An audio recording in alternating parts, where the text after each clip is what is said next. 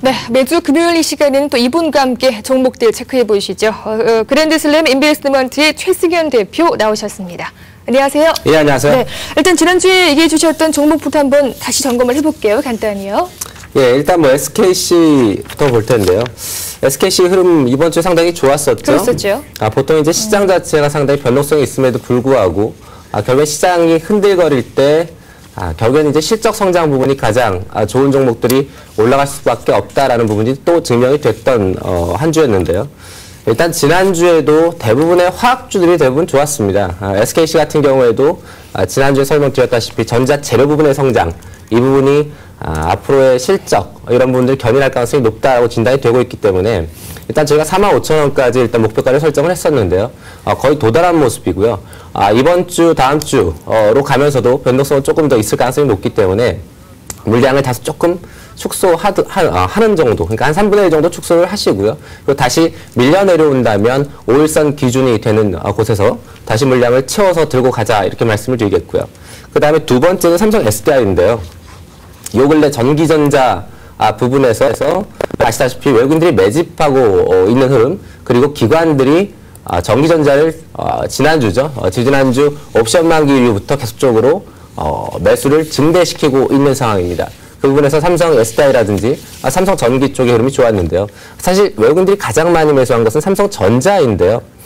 삼성 SDI 같은 경우 흐름들이 상당히 좋은 상태 속에서 우리가 지난주에도 언급드렸지만 SMD, 삼성 모바일 디스플레이 부분이라든지 소형 고율 전지 부분, 2차 전지 내년에 태블릿 PC라든지 기기 부분에서의 성장이 상당히 기대가 되고 있기 때문에 그러한 부분들이 실적에 반영이 되고 있다. 그리고 또한 실적 차원에서 어떤 그 밸류에이션 차원을 보더라도 크게 고평가되어 있지 않은 상황이기 때문에 우리가 2012년에 2차 전지의 어떤 그 대용량 부분, 전기전용차에 대한 대용량 부분의 성장을 미리 앞서서 반영한다 이런 측면에서 본다면 삼성 SDI는 우리가 정했던 18만 원까지는 충분히 단기적으로 올라온다라고 보고 있고요. 그 이상의 흐름도 내년 시장으로 가면서 더 좋은 모습 보일 수 있다 이렇게 보고 있습니다. 다만 이제 시장의 변동성 측면에서 볼 때 이 종목도 일단 오늘 같은 경우는 3분의 1 정도 정리를 하시고요. 다시 밀려서 16만 원 후반대라든지 다시 오게 된다면 그대로 채워서 보유하고 간다 이렇게 말이겠습니다. 네, 삼성 SDI까지 살펴봤고요. 오늘 또 새로운 종목 두 가지 들고 오셨는데 삼성물산입니다. 사실 제가 참 많은 전문가들께 추천받았던 종목이기도 하거든요. 어떤 포인트 제시하시겠습니까? 일단 삼성물산은 두 가지의 포인트인데요. 네. 첫 번째는 국내죠. 국내 부분이 있겠고요. 두 번째는 해외 부분인데요. 첫째 국내 부분은 그룹공사 중심의 이러한 수주 부분, 그러니까 우리가 삼성전자 기흥 연구소라든지 삼성 코닝 부분, 그리고 해외 법인 쪽에서의 수주가 상당히 좋았다. 그래서 2006년이죠. 2006년도에 한 2.4조 원 정도 그룹에서의 수주를 받았었는데요. 이번 연도 같은 경우는 3조 원에 육박할 것으로 판단이 되고 있기 때문에 그러한 부분이 캐시카우 역할을 할 수 있다 이렇게 보고 있고요. 국내 부분에서 다음에 한 가지는 재건축 부분입니다. 보통 이제 여러분들 요 근래 국내 그 서울 쪽에서 또는 그 수도권 쪽에서의 아파트를 보면 대부분 재건축하는 부분의 알짜배기는 대부분 삼성 레미안이 휩쓴다는 걸 좀 여러분들이 아실 수 있을 겁니다. 우리가 이제 기아차를 보면서도 기아차가 시중에 도로상에 많이 돌아다니고 많이 팔린다 하니까 기아차가 상당히 주가가 많이 오르지 않았습니까? 그런데 이제 국내 부분에서도 브랜드 가치가 상당히 높아지고 있고 2000년 초반 이후에 아파트의 브랜드라는 것이 나온 이후에 삼성레미안이 상당히 선전을 하고 있는 상태이기 때문에 국내 지금 하반기로 오면서 내년으로 가면서 부동산 시장이 다소 조금 풀 수 있다라는 기대감, 요 기대감 하나만으로도 일단 국내 시장에서의 상승은 어느 정도 근거가 되고 있다 이렇게 보고 있고요. 그다음 해외 부분인데요. 여러분들 삼성 엔지니어링의 주가가 한 2년 사이에 거의 10배 가까이 오른 것을 알 수 있을 텐데요. 삼성 엔지니어링의 CEO가 삼성물산으로 신임 CEO로 오신 건 알고 계시죠? 그래서 일단 해외 부분 쪽에서도 삼성물산이 향후에 지금도 상당히 좋은 상태인데요.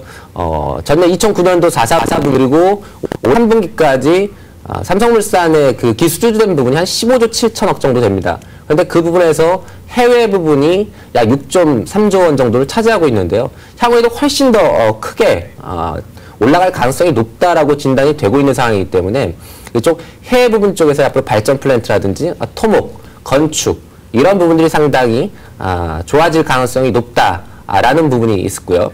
그 다음에 이제 우리가 삼성물산은 보유 지분 가치를 빼놓고는 얘기가 불가능한데요. 보통 이제 갖고 있는 이런 해외 부분이라든지 기술재되어 있는 국내 부분들, 이러한 부분들이 어떻게 보면 삼성물산의 주가를 결정하는 한 3분의 2 정도를 차지하고 있습니다. 그 이외의 부분은 결국엔 지분 가치인데요. 삼성전자는 4%나 갖고 있기 때문에 지금 삼성전자 시가총액이 거의 130조가 되지 않습니까? 그렇죠. 그렇게 보면 4%만 갖고 있어도 5조 원 이상의 그런 가치를 갖고 있는 부분이고요. 지금 삼성물산의 시가총액이 11조 정도 되는데요. 절반 정도는 삼성전자만으로도 커버가 가능하다 이렇게 보고 있습니다. 그리고 그것뿐만 아니라 우리가 뭐 삼성 SDI라든지 삼성정밀 이런 부분도 삼성 SDI도 18%가 넘는 지분을 갖고 있고요. 삼성정밀이 5.6, 그리고 에버랜드가 1.5, 제일기획이 12.6, 그 다음에 뭐 삼성화학이라든지 이런 부분도 20% 이상 지분을 갖고 있기 때문에 그러한 부분에서의 지분법 평가이익도 상당하다 이렇게 보고 있습니다. 그래서 우리가 이제 삼성물산의 어떤 지표를 볼 때, PER을 볼 때 우리가 주가 수익 비율이라고 그러죠. 삼성물산만 놓고 보면 사실 다른 건설에 비해서 고평가되어 있는 것처럼 보이지만 이러한 지분법 평가이익 측면에서 본다면 상당히 매력적이다 이렇게 보고 있고요. 기술적으로만 한번 간단히만 볼 텐데요. 지금 보시면 삼성물산이 여러분 상당히 좋은 상태입니다. 보통 우리가 이제 시가가 날 때 훨씬 더 많이 가는 형태가 나오는데요. 건설 부분은 아까 미리 말씀드렸던 두 가지 측면이 모두 좋기 때문에 추세를 타고 좀 올라간다라고 보는데요. 이번에 고가를 돌파하고 눌림점이 나오더라도 즉 갭을 메우는 부분이 한 7만 2천 원 정도 부분일 거로 판단이 됩니다. 지금 올선이 7만 1,600원인데요.